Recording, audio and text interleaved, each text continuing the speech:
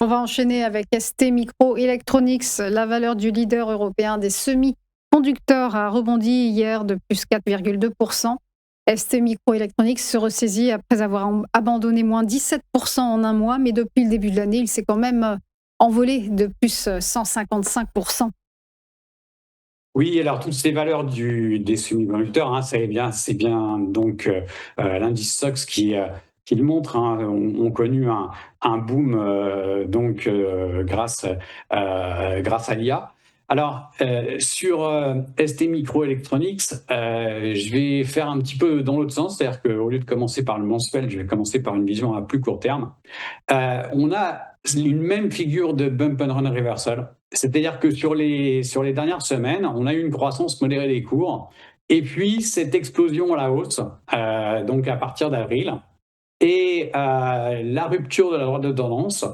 Et donc, pour moi, on devrait revenir, là encore, sur la droite de tendance initiale, qui est la ligne en pointillé noir, ce qui nous ferait un cours à 38. Alors, donc, c'est confirmé, enfin confirmé. On a là aussi cet indicateur Magic Trend, vous voyez, dans l'ellipse jaune, qui est passé rouge.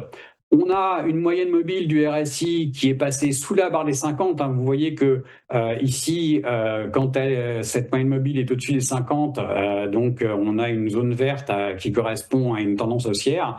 Et quand on repasse sous les 50, généralement, ça correspond à une tendance baissière. Alors, ces signaux, hein, militent plutôt en faveur d'une confirmation de la figure, hein. Ça reste toujours théorique, hein, l'objectif de 38. Ça peut être aussi invalidé, par exemple, si Magic Trend repassait vert. Et ça correspond en plus, en termes hebdomadaires, ça correspond à un retracement de Fibonacci de 61,8%. Donc ce serait pas tellement étonnant qu'après cette forte hausse, on ait une correction. Ce qui nous laisserait de toute façon dans une tendance haussière au niveau mensuel, hein, puisque vous voyez que au niveau mensuel, on reste très largement haussier, mais ce serait une correction saine, un retour sur le nuage, en fait, Ichimoku, qui serait peut-être là, du coup aussi, un point d'achat pour ceux qui n'auraient pas profité de la hausse récente des valeurs liées aux semi-conducteurs.